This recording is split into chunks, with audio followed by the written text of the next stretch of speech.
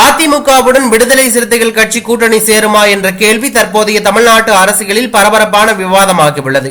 கடந்த சட்டப்பேரவை மற்றும் மக்களவை தேர்தலில் திமுக கூட்டணியில் இருந்த விடுதலை சிறுத்தைகள் கட்சி தற்போது திமுக மீது அதிருப்தியுடன் இருக்கிறது என்ற தகவல் வெளியாகி பெரும் பரபரப்பை ஏற்படுத்தியுள்ளது.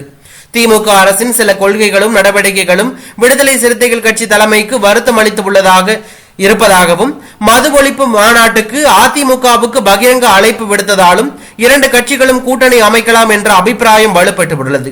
அதிமுக தற்போதைய அரசியல் சூழலில் பல கட்சிகளுடன் தொடர்புகளை திடமாக வைத்து மக்களவை தேர்தலுக்கு தயாராகி வருகிறது. விசிகவுடன் கூட்டணி அமையுமா என்பதற்கான அறிவிப்பு வெளியிடவில்லை எனவும், மௌனம் காத்து வரும் விசிக தலைமை இரு கட்சிகளின் உட்கட்டமைப்பில் எந்த விதத்திலும் மாற்றங்கள் நேரலாம் என்பதற்கான சாத்தியக்கூறுகள் பலராலும் முன்வைக்கப்பட்டுள்ளன. இந்நிலையில் தமிழ்நாட்டில் எதிர்கால அரசியல் கூட்டணிகள் மற்றும் திமுக அதிமுக இடையிலான போட்டிகள் புதிய அரசியல் கூட்டமைப்புகளுக்கு வழிவகுக்குமா என்ற கேள்வி அதிகரித்துள்ளது. விசிக மற்றும் அதிமுக இணைந்து செயல்படுகின்றனவா என்பதை அடுத்தடுத்த அரசியல் நிகழ்வுகள் மட்டுமே தெளிவாக தெரிவிக்கும் என தகவல் வெளியாகி பரபரப்பை ஏற்படுத்தி உள்ளது.